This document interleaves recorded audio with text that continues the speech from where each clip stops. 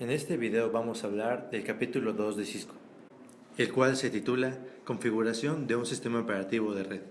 Comenzaremos hablando acerca de los sistemas operativos. Todos los equipos de redes dependen de un sistema operativo. Equipos tales como usuarios finales, switches, routers, puntos de acceso inalámbricos y también firewalls. En este caso específico, hablaremos del Cisco Internet Network Operating System, también conocido como iOS, el cual es un conjunto de sistemas operativos de red utilizados en los dispositivos Cisco.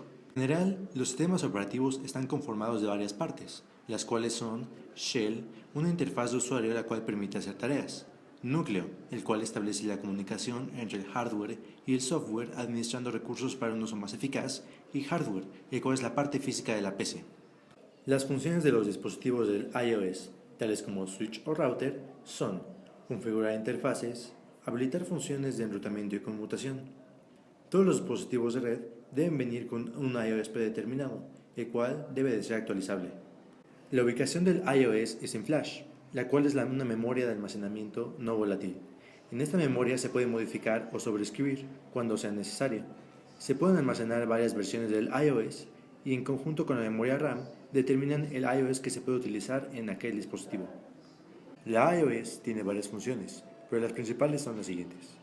Proporciona capacidades de seguridad, enrutamiento, QoS, direccionamiento, administración de recursos e interfaz. Ahora hablaremos de la consola y comenzaremos con cómo acceder a esta. Hay tres formas de acceder a una, las cuales son: por consola. Esta forma necesita un cable especial para acceder a la consola. Posteriormente, es posible introducir los principales comandos de configuración y es recomendable introducir contraseñas por este modo. Telnet o SSH.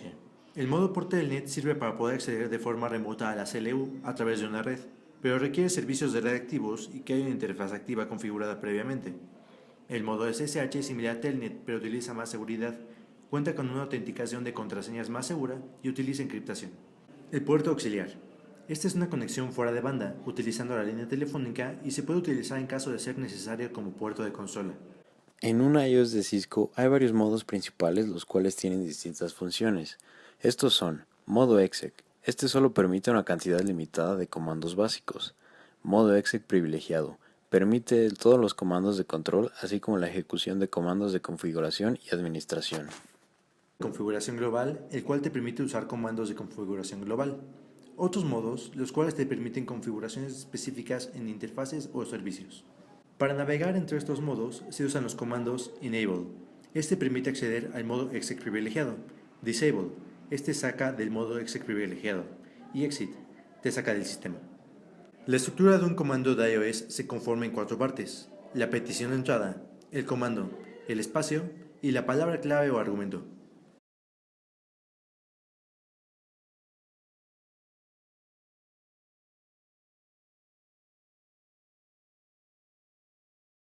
iOS permite atajos usando teclas de acceso rápido y métodos abreviados.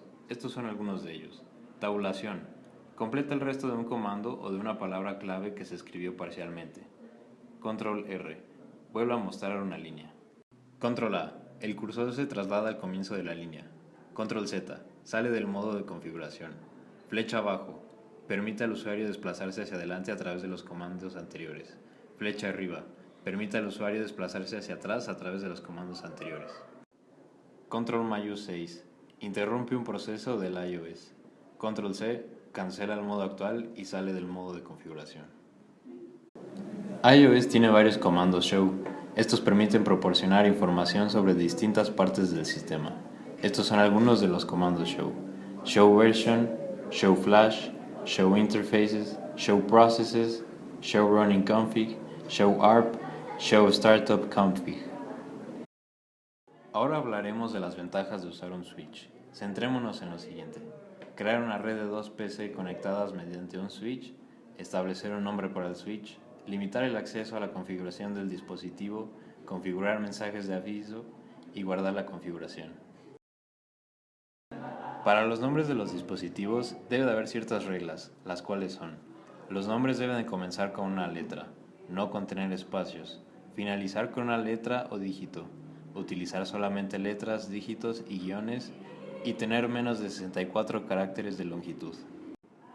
Los nombres de host permiten que los administradores de red identifiquen dispositivos a través de una red o de Internet. Para configurar un dispositivo hay varias formas de poner una contraseña y estas son las siguientes. Contraseña de Enable. Limita el acceso al modo exec privilegiado. Contraseña secreta de Enable. Contraseña encriptada que limita el acceso al modo exec privilegiado. Contraseña de consola. Limita el acceso a los dispositivos mediante la conexión de consola. Contraseña de BTY. Limita el acceso a los dispositivos a través del telnet.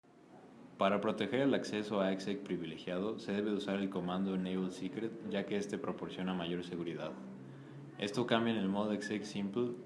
En este se debe de aportar seguridad al puerto de consola e incluso se pueden usar las líneas BTY, las cuales permiten el acceso a un dispositivo a través de telnet. También se puede encriptar las contraseñas usando el comando Service Password Encryption. El propósito de este comando es evitar que personas no autorizadas vean las contraseñas en el archivo de configuración, y una vez que se aplica, cancelar el servicio de encriptación nos revierte la encriptación. Entre las medidas de seguridad que se deben de tomar se encuentran los mensajes de aviso, los cuales se usan en los procesos legales en caso de una demanda por ingreso no autorizado a un dispositivo. Toda la configuración que se hace se puede observar con el comando showrunningconfig. Se puede copiar usando el comando copyrunningconfig startupconfig y para borrar esta se usa el comando erase startupconfig. Sí. En este caso, el comando reload sirve para guardar los cambios hechos en la configuración. Por último, vamos a hablar de los puertos y direcciones y en este lineamiento hay varias condiciones. Cada dispositivo final en una red se debe configurar con una dirección IP. La estructura de direcciones IPv4 se denomina decimal punteada. Con la dirección IP también se necesita una máscara de subred. Las direcciones IP se pueden asignar tanto a puertos físicos como a interfaces virtuales. Y hablando de interfaces y puertos, estos también tienen varios lineamientos, los cuales son: las comunicaciones de red dependen de las interfaces de los dispositivos para usuarios finales, las interfaces de los dispositivos de red y los cables que los conectan. Tipos de medios de red: cables de cobre de par trenzado, cables de fibra óptica, cables coaxiales. Los switches Cisco iOS tienen puertos físicos a los que se pueden conectar los dispositivos, pero también cuentan con una o más interfaces virtuales del switch. SBI no hay hardware físico en el dispositivo relacionado con estas, se crean en software. Para configurar una interfaz virtual para el switch se necesita una dirección IP, una máscara de subred, una interfaz VLAN 1 y usar el comando no shutdown. También se necesitan tener los puertos físicos configurados y líneas BTY para configuraciones remotas.